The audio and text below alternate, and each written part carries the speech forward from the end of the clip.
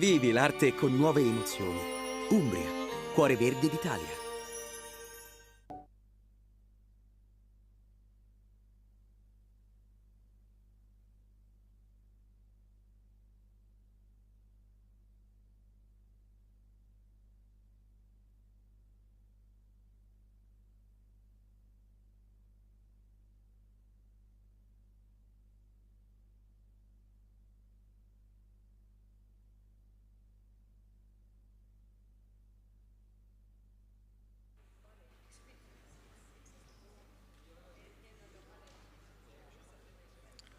Hi, everyone.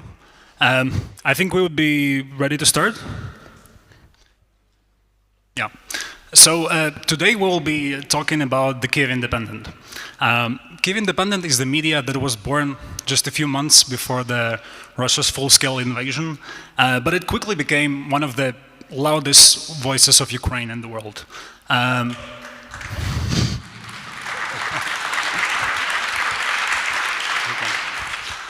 So Kyiv Independent is read by millions of people every month, and it won various awards in the last year. And essentially, our panel today is a bit of a reflection on that year that we had.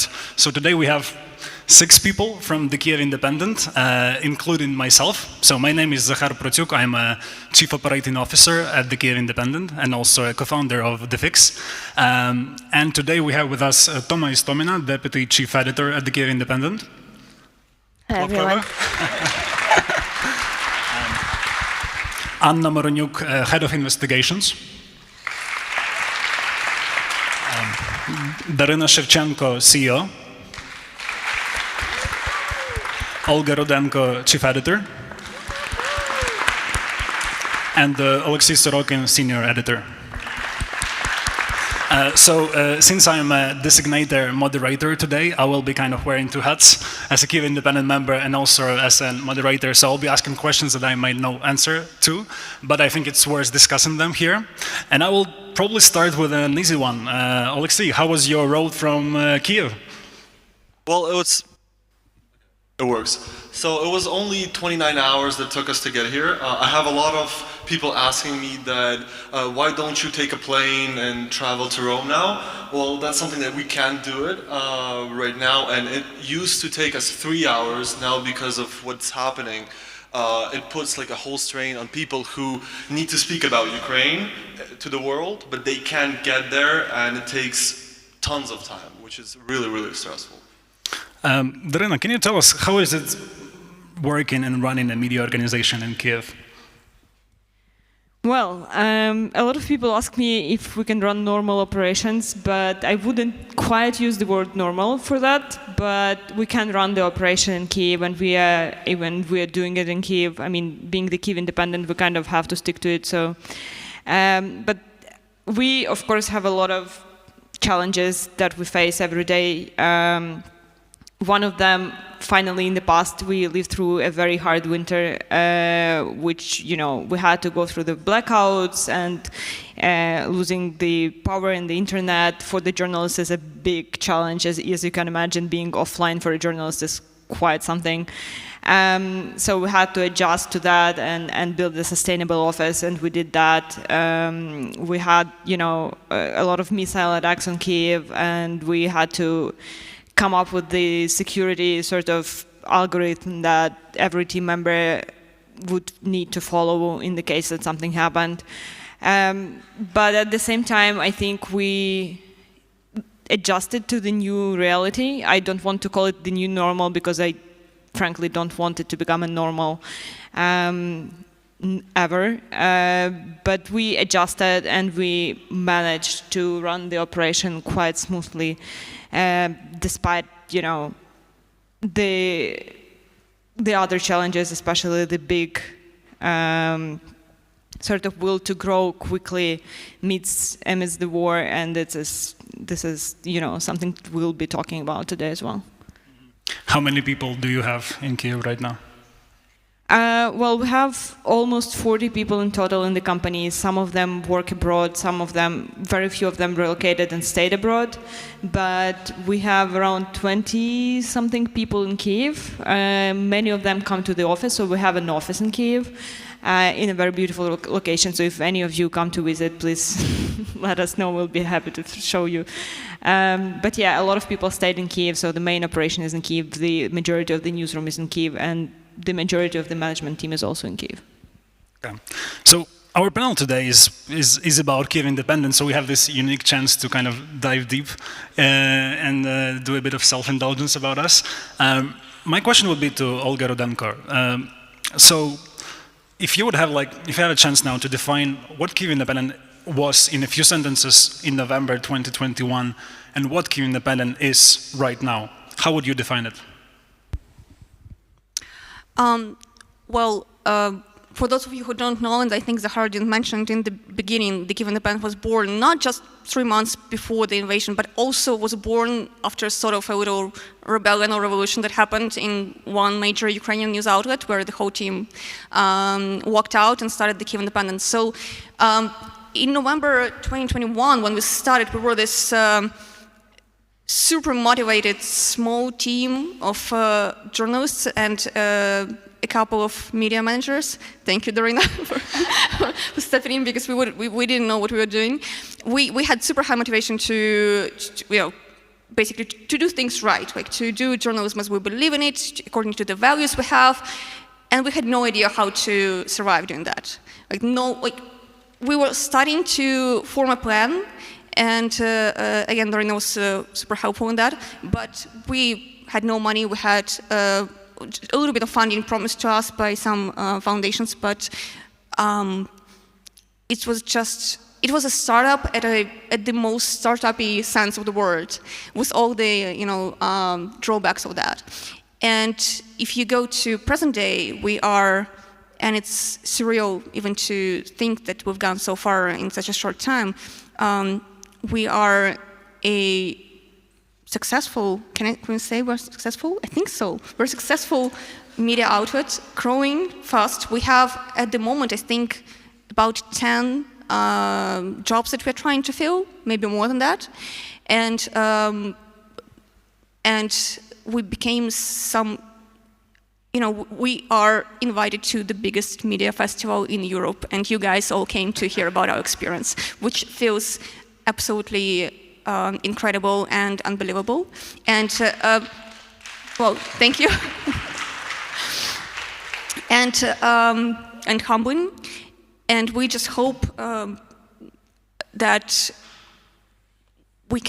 that other media can draw from our success. That it's not just something for us, but it's that we made some mistakes and we made some choices that can help others grow and learn.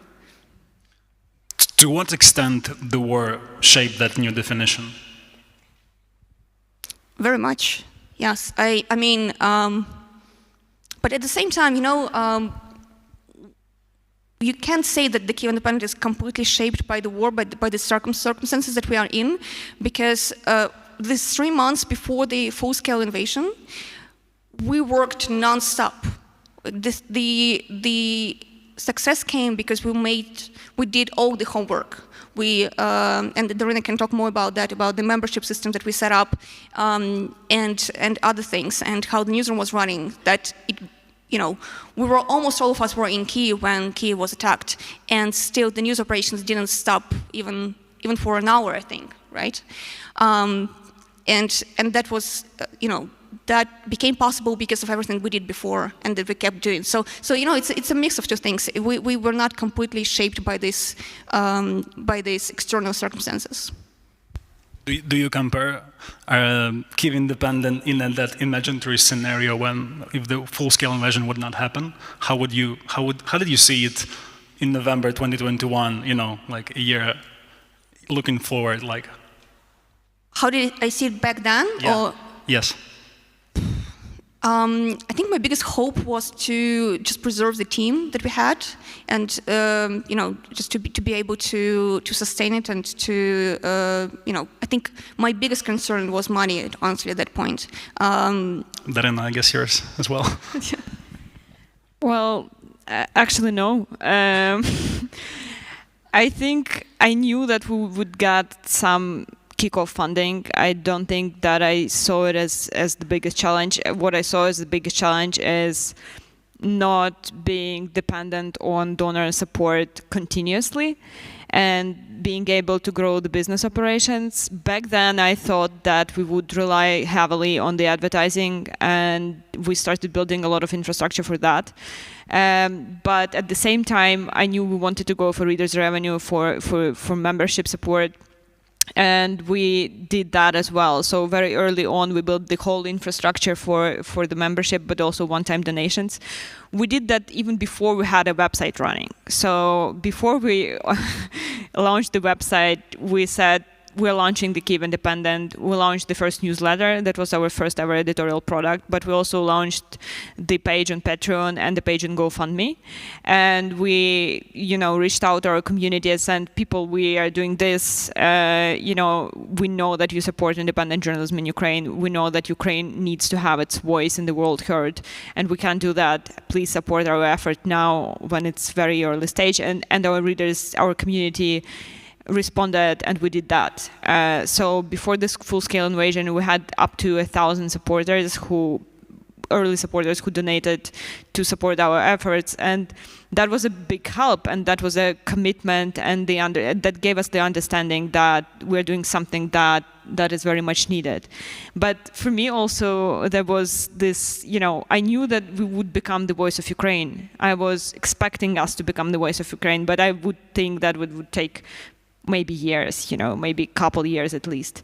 But I remember that moment very much when Ursula von der Leyen quoted our editorial, and somebody sent it in the chat, and I was like, wow, we just became the voice of Ukraine. It happened. It already happened in like 3 months, I think.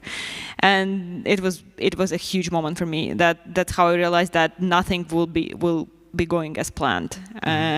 Even though sometimes I wish that we didn't have the full-scale invasion and we didn't have to grow and scale that fast, and we could just sort of slowly build an independent institution, sustainable, step by step.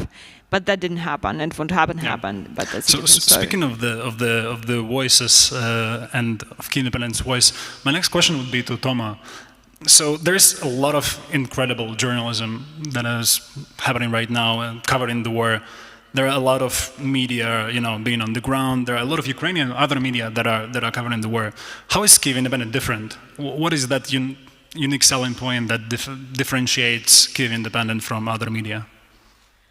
Well, first of all, I agree that it's not an exaggeration when we say that international media outlets have been doing a great job covering this war and sending entire teams to Ukraine and visiting hotspots and bringing these amazing stories back to their countries and helping keep the spotlight on Ukraine, which I'm sure all Ukraine is very grateful for.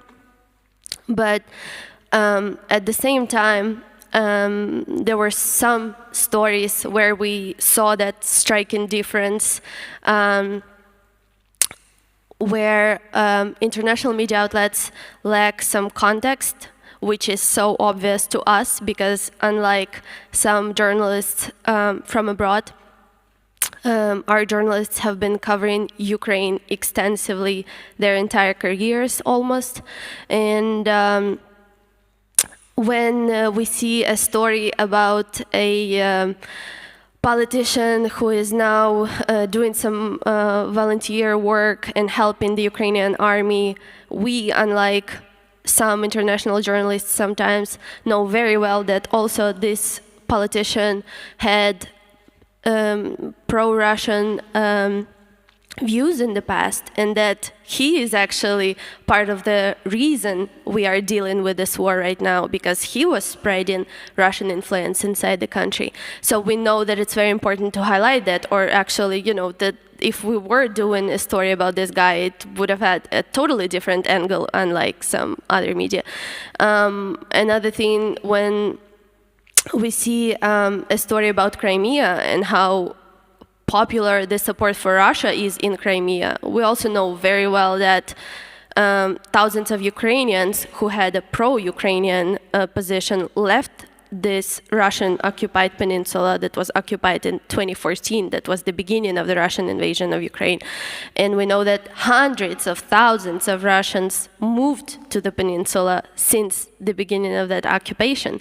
So, of course, it's no surprise that the support is quite high there right now. Also, we know that there are repressions happening in Crimea, and if you voice that support for Ukraine, you are very likely to end up in jail at best or get killed. So I think one big difference is the context that we have, that we always make sure to include to give the full picture to the reader. Another thing I think is the perspective. For many years, Ukraine, all things Ukraine, were covered from Moscow, from the regional bureaus of international media companies. Most of them were based in Moscow, and you could see that perspective, that Russian perspective, everywhere. So when, for instance, we're speaking about the very distant potential accession of Ukraine to NATO, for some reason, we think it's important to speak about how it would influence Russia, where in fact all it has to do with is Ukraine, its future, what its people want, whether we match the demands, and whether we could make that alliance stronger, and whether that alliance wants us. That's all that matters. So there's that part in terms of coverage, but I think that there's also, I really want to highlight that it's very different in terms of not only how we cover things, but in terms of the process of coverage. For us, it's a war that is happening in our country. It's a war where we don't pretend to be completely unbiased, although we think that it doesn't affect our work and we still do our job to the best of our ability, to the best of journalistic standards, but we don't pretend to not root for Ukraine in this war, because it's a war of aggression. It's very unfair. It already cost Ukraine thousands of lives, and of course we are very emotionally invested in this war. So when we're covering tanks rolling into the city where our family lives, that's very difficult in the process. When we're covering a missile attack on Kyiv and we know our colleagues are in Kyiv and we're abroad, for instance, it's very difficult for us. So that big difference is what we're going through behind the scenes. So let's talk about that objectivity and being unbiased. Anna, maybe I would ask you about this, since you've been working on many investigations covering the war, but also covering Ukrainian military. Can you give us, the definitive answer to that question of, on being biased, so we can kind of keep it and send a link on YouTube when people ask us again about this? So first of all, I still believe that the Kyiv Independent is unbiased. Being personally invested and being biased are different things. So I would say that, first of all, even though you are personally affected by the war, because as Toma just said, you live in the country at war. You cannot just, take your train, go to the border, and then return back to your country when your shift is over. You're staying there all the time because that's your country being attacked unprovokedly by Russia. So, but the thing is that you just keep in mind that you're a journalist, and as easy as that, you have the standards of journalism, and you just stick to that. You don't become the establishment PR. That's not your role. You just keep doing your job thoroughly.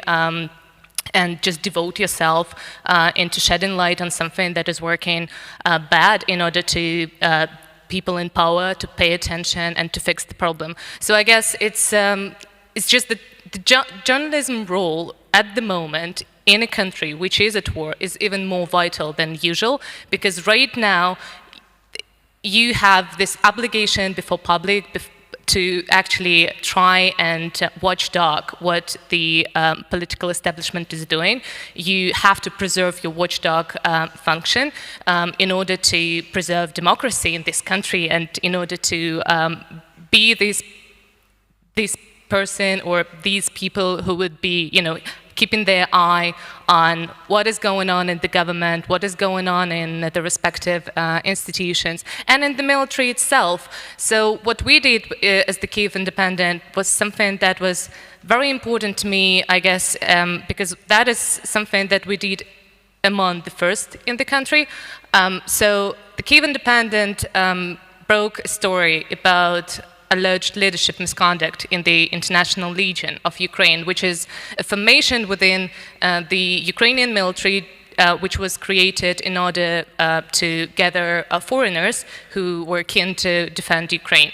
So for us, this story was among the first stories that were critical towards not only Ukrainian establishment, Ukrainian politicians or the government, but also to the leadership of Ukrainian military, which is something that not many people did at the time, and I would say we were the first who had the courage to do that.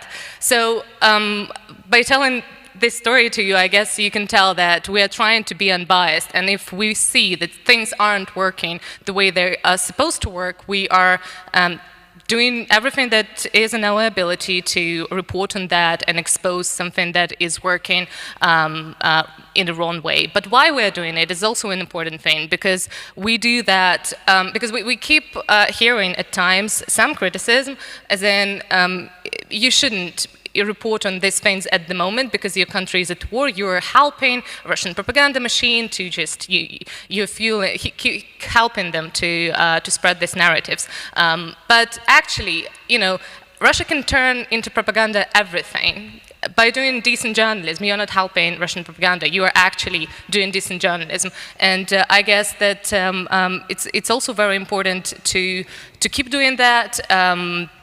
In order to attract public attention to the problems that are then supposed to be fixed. I want to come back to one point that Toma raised about that context and as a unique kind of selling point.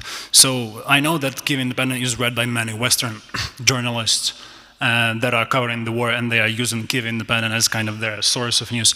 Do you think Kyiv Independent is able to translate that context to other media so their stories are getting deeper and they are, you know, more knowledgeable? I would hope so, and also that's what we're hearing from journalists. We've been coming to a lot of media events all across the world in the past year, and that's what we keep hearing, that, you know, that when they're confused about some, for instance, local official who hasn't been covered by international media before, they go to the Kyiv Independent and see if, you know, we think that what he said could be trusted, or is it even worth quoting him. So that's what we are hearing, and essentially that's, as I said, that's what makes our coverage different, and I hope it's helping give the world more context, because by sourcing from the Kyiv Independent, other international media continue to spread this context to their audiences, and that's what they say. So, and journalists don't lie, right? They say. Can I jump in here? Just for a second, I wanted to highlight that, I mean, for us, giving context about Ukraine to the world is so important that we launched several separate projects that just for that solemn reason. One of them is Explaining Ukraine, a series of sort of evergreen explaining stories about the history of Ukraine, social and political life of Ukraine, what is Ukrainian flag, what's Ukrainian anthem, and stuff like that. Something that, you would be surprised, but not a lot of people even knew what is the size of Ukraine to begin with. That is one of the biggest countries in Europe, and that is something we're also giving. And another project we just launched is Ukraine's True History, is a series of explainers about the Ukrainian historical context that is also missing because of the narratives that Russia has been spreading for decades and decades. Okay, so let's talk about 2022, and so our panelists phrased this Kyiv Independent's unprecedented success, but let's make it more interesting. So my next question would be to Olga, the first part, and then to Daryna. In terms of last year, what are the things you are proud of that you did that really shaped the company more from the editorial perspective? And what are the things you would do differently? What are the failings? Please share them with us. Okay, the failings. Well, let's start with the things I'm proud of. One thing, right? Look, I would be very happy to be able to give some sort of a very practical, life hack like thing here. Like we did this. Do you have a handbook how to run a media during war? But the thing is, truly, the thing that I'm most proud of is how the team persevered through the whole thing. How they, held up together. And I don't know, we might look young and fresh, well, some of us, but just so everybody understands, every single person on this stage has made some major personal sacrifices to be doing what we're doing, to be covering Ukrainians in times of war, to stay in Ukraine, to get through this year. And I'm just really proud that, there was not one day when, we wouldn't, when one of us would just say, today I'm not getting out of bed. Like, there was not one day like that. And I honestly, I'm astonished by that, and it's something that inspires me every day. And I'm sorry, it's going to be cheesy, but I want to thank all of you guys for that, right here. And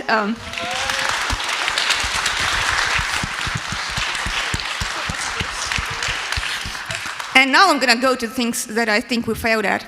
And it's actually kind of connected to the first part. I think the thing that we failed at, and I personally take responsibility for that as well, I think we should have been hiring much faster. We should have hired more people and much faster. And the reason why one of the key reasons why we didn't do that, I think was that it's not just about lacking resource and, lacking time to go through all the interviews and stuff, but it's also, one of the reasons why we succeeded was because it was such a tiny team, such a, working well together. How tiny? How tiny? No, like tight-knit. I mean, okay. Yeah, it's such a connected team, and we work so great together. And I think there was, on some level, there was a fear to disrupt the atmosphere. We were very careful about who we are bringing on board. And I think that didn't work so well for us. I think we should have moved faster because it would have left us with more, strengths to do other things, and we wouldn't be so tired right now. Do you think it's taken a toll on the team right now? Yes. Yes, How? very much so. How? It's so weird answering that because I know that you know. I know that you know. We discuss this on internal meetings, every Wednesday. We have a hiring meeting.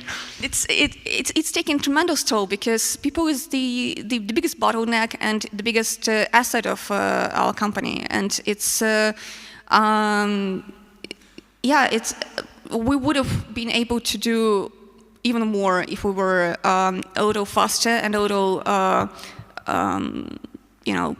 our approach would have been maybe a little more risky to hiring. Daryna, what are the things you would highlight here, but maybe from the organization building perspective?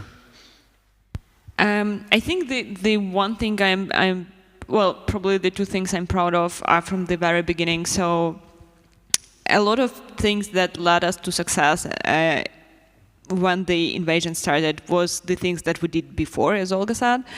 And the one thing that we did is build the infrastructure for the readers' revenue business model very early on. So when the invasion started, you can imagine, it's not like we were sending, membership invitation letters to anyone. We were like, oh shit, our life is pretty much done, and we didn't even check that, but all the infrastructure was there. So when people, found us and had, can you give us a bit of context? What numbers are we talking about? What is the membership of the Kyiv Independent? Well, yeah. So the membership of the Kyiv Independent now is around 10,000 paying members, and we started from 1,000 and before the war. We also had the GoFundMe page launched, and frankly, when the invasion started, we kind of forgot about it. I very much remember the moment when somebody sent me a screenshot of our GoFundMe and said, like, we crowdfunded $1 million. I'm like, no. But that was what actually happened. And it happened before, when people started Googling the Kyiv Independent, they found all the infrastructure that we set up before. So we thought about it, and I praise ourselves on that. But another thing that we did is we put a lot of effort and work by all of us on the stage, because we were all co-founders of the Kyiv Independent. Zakhar joined a bit later, but still. That's why I'm a moderator. That's why. We put in a lot of work and effort into communicating our story to the world. So we talked to as many journalists across the world, as we reached out to as many people, influencers including, to say a word about the Kyiv Independent launch publicly before the full-scale invasion as we could. I think we stopped on like 300 stories about Kyiv Independent, and we stopped counting. But that effort paid off a lot because when the invasion started and people started Googling, well, news Ukraine, what to read, the stories that would come up were the stories that we sort of kind of planted in there, right? The stories about the Kyiv Independent, how it was set up, how missionary it is, how it's on the task to create this great journalism and stuff like that. And I think that is also a big part of the success we had. So when the invasion started, our membership grew instantly from 1,000 to 7,000 members, and now it's 10,000 members. And that jump was because of these two things that I'm very proud of. Can I add something to that? Sure. I was just going through when the anniversary of the full-scale invasion was in February. I was going through the old chats on Slack to see what was happening, what we were talking about in those first days and the first hours of the full-scale invasion, and some things really astonished me. So the invasion started. Kyiv was attacked at about 5 a.m., maybe 4:50, something like that. On the morning of February 24th, 2022. So we of course are all talking about that. We discussed the headline for the main story, which is Putin announces war, and so on. And then at 7 a.m., so 2 hours later, Oleksiy says in the editor's chat, "Guys, I'm gonna go and change the newsletter that is supposed to go out now, because I think it was scheduled. It was the daily newsletter that we were sending out. That was very popular. It's called Ukraine Daily. Subscribe, by the way. And so it's 2 hours after we started hearing explosions in the sky, after missiles started falling in the city. And he says, I'm going to go and change the newsletter because it's not relevant now. And then at 7:30, in the general chat, somebody says, I think it was Maria, says, who has access to Twitter? Because I need to tweet links to our membership and the call to support us.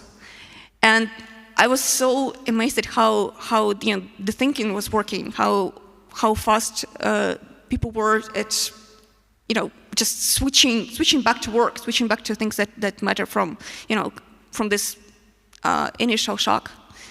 And that was like the first 2 hours. Yeah, just to add some context, Maria was our head of commercial back then. Now she's running the sales engine. She's right there in the room. Say hi to everybody.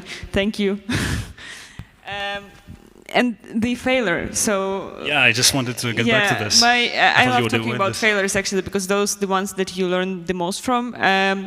My personal failure was, so I had this moment when I realized what it was, and I am very happy it happened early in the day, so I could change the strategy. But in the beginning of May, I woke up, like literally woke up in the morning with thought like, oh no, I'm running this company, like it's in like deep crisis and is about to die.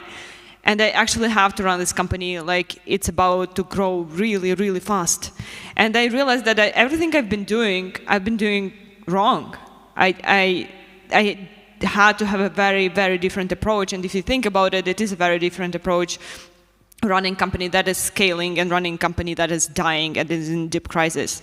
I had been a crisis, crisis manager in media for like over a decade, and that's what I've been doing. That's what I know how to do.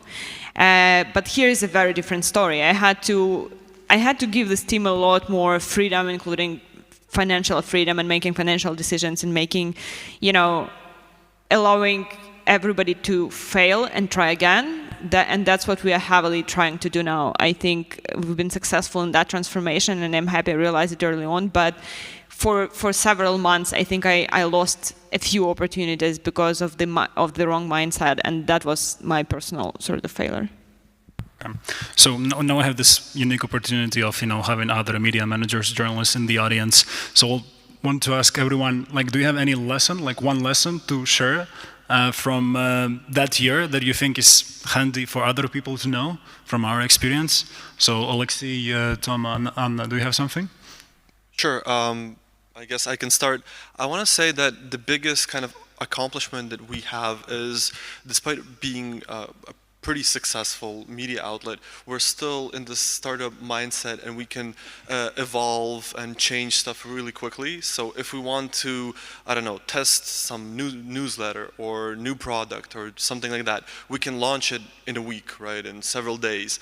And this is something which we're actually doing. We're launching a new product in a week from now. We're launching our 5th newsletter actually this Friday.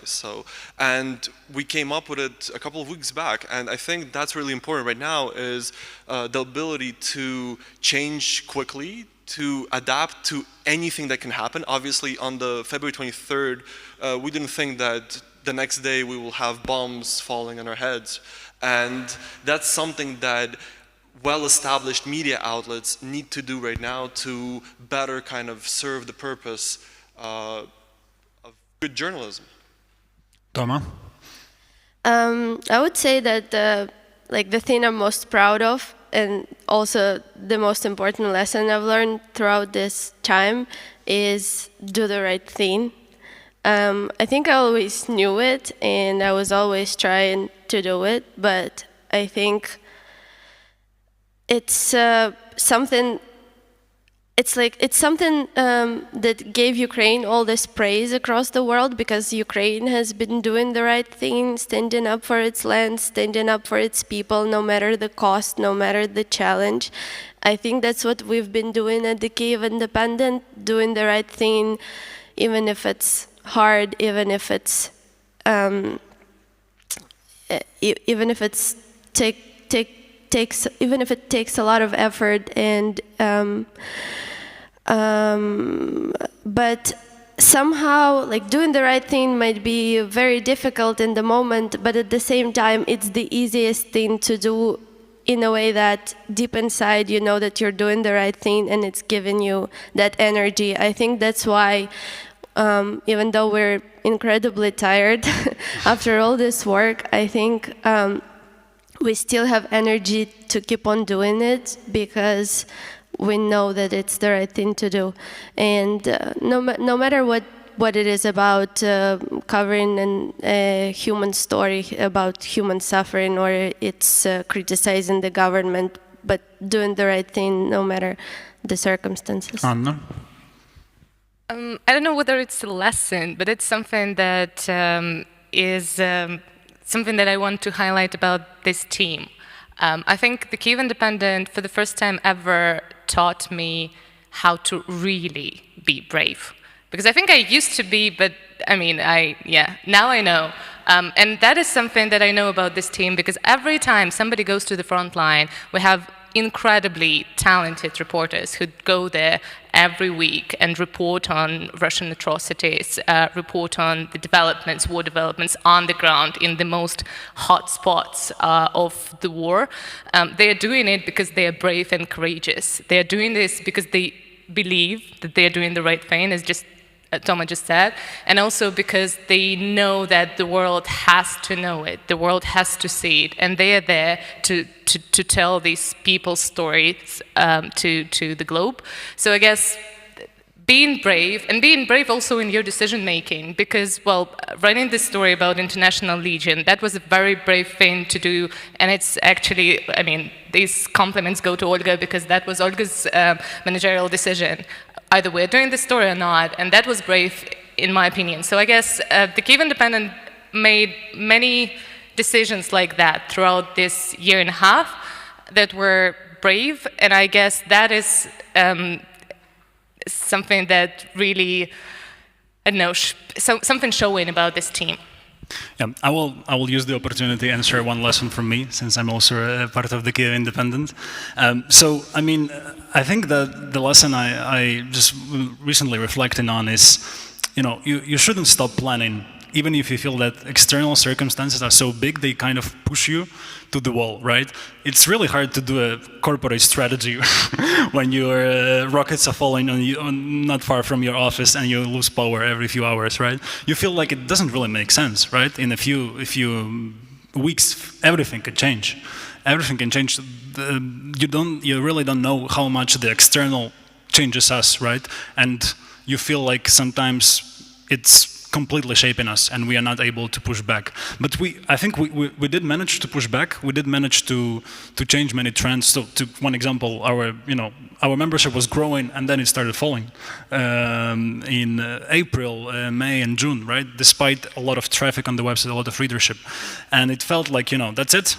Kind of, we peaked, and it's time to fall now back to earth. But we changed the strategy, and we started growing again with even higher rates of growth. So for me, that kind of planning, and you can use this lesson for other things, like economic recession, whatever. You feel like it's shaping you, but you have to shape it back. That's it. I don't know. from me. But I'm really curious. What do you deem a failure? What do I deem a failure? What did you fail at? Me personally, or we in general? Go wild. I mean, it's really hard to answer. I think there are so many opportunities around us of that window of growth that I feel like we are never capturing enough. And I think we are not really capturing enough, and I fully agree on hiring also on the non-editorial side, which I'm running. So we should have hired people faster. Like we are now building our marketing team, and we see that with that our newsletter subscriptions are growing significantly higher. We should have done this 6 months ago, right? But this is, alas, it takes time to get these lessons. Can you share the best decision that we made? Yeah. Okay. Toma, what's your guess? Hiring Zakhar. My actual comment is going to be so much more boring, but yeah, it was when I mentioned earlier that my biggest worry was money. That's part of because we started the Kyiv Independent to break away from a rich media owner who was oppressing editorial freedom, and there was a lot of pressure on us to make it. And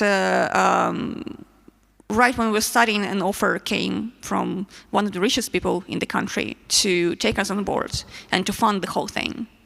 And that would mean taking all our worries away. And it was a very generous offer. And we didn't take it. And that was maybe the best decision. And we're talking millions of dollars. And very much. No, but one thing.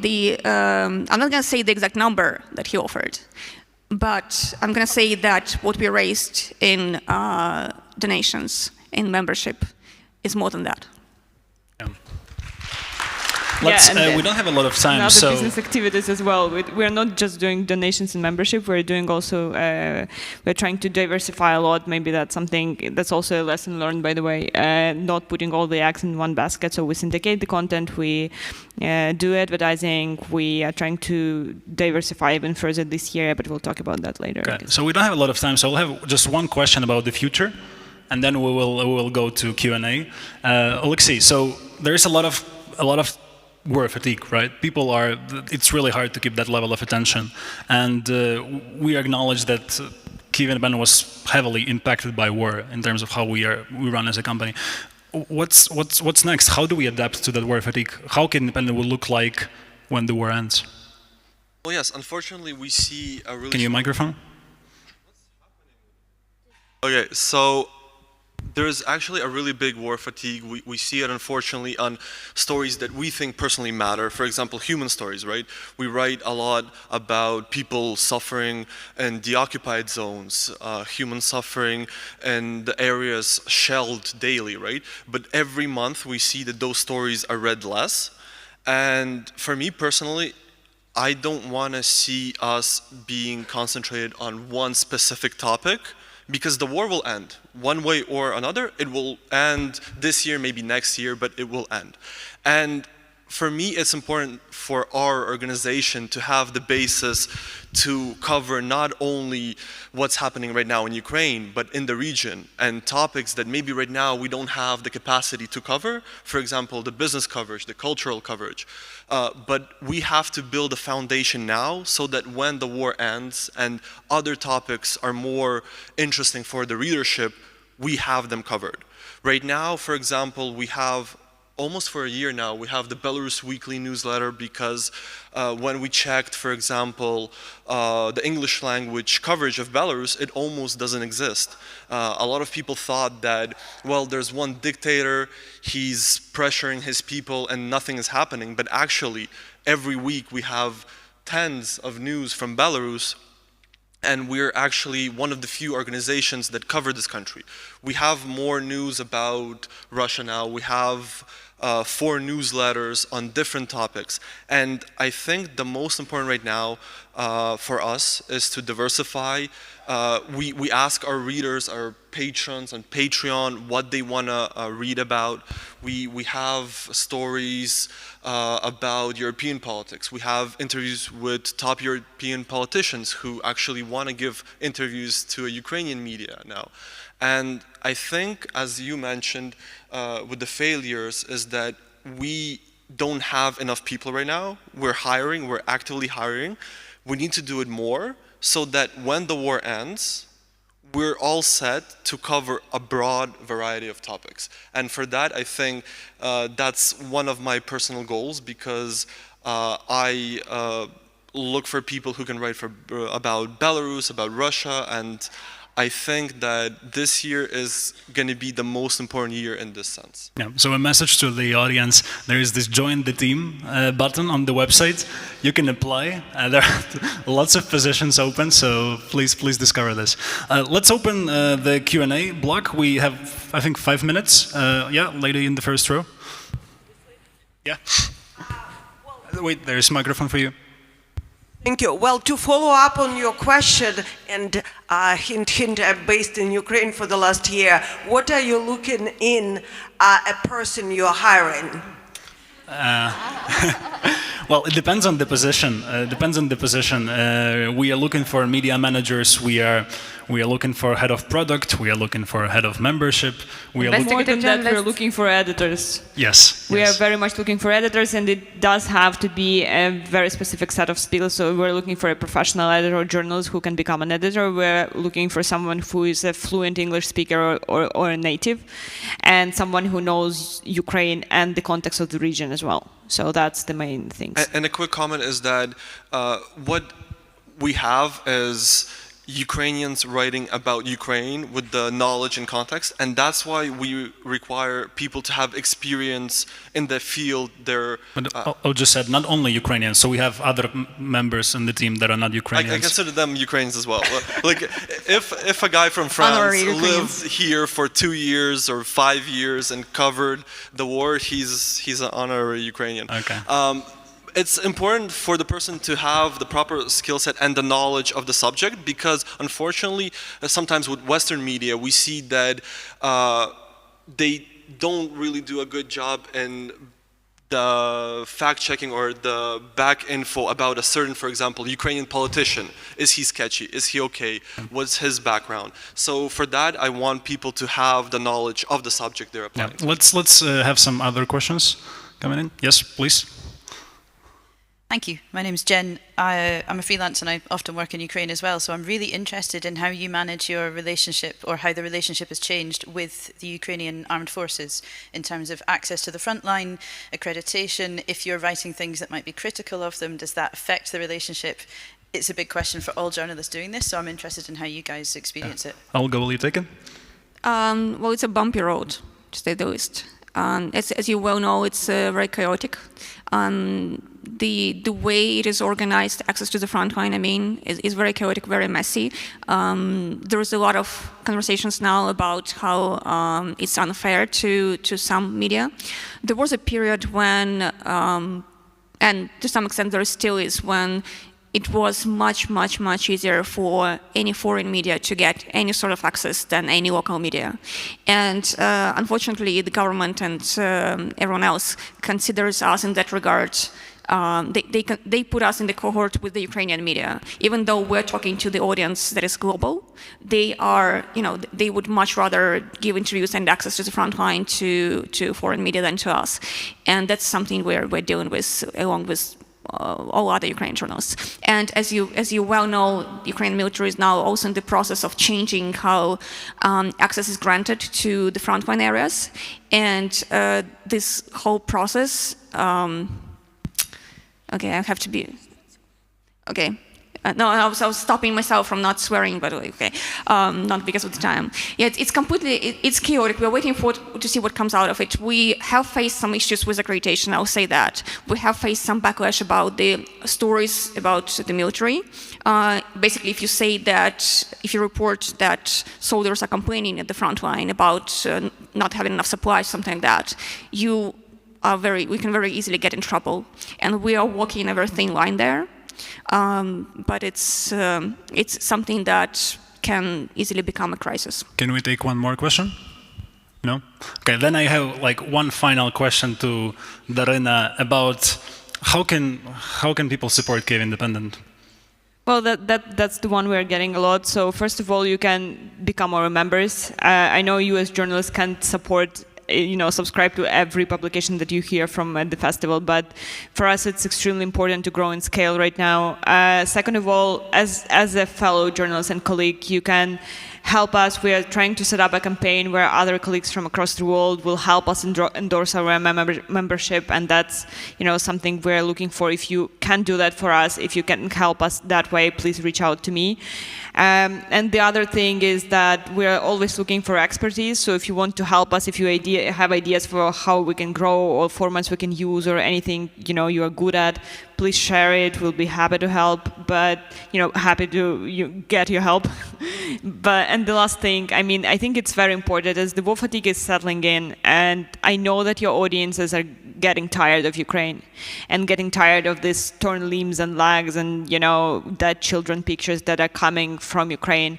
I know you don't want that. I know you want to drink a glass of wine in peace somewhere in Rome, and that's fine, that's legitimate, but for us it's a question of life and death. And if you stop talking about Ukraine, we have a big chance of losing that war, and we can't have that. So please keep talking about Ukraine. That's something we are asking of you. If you can do one thing, please do this. Thank you so much.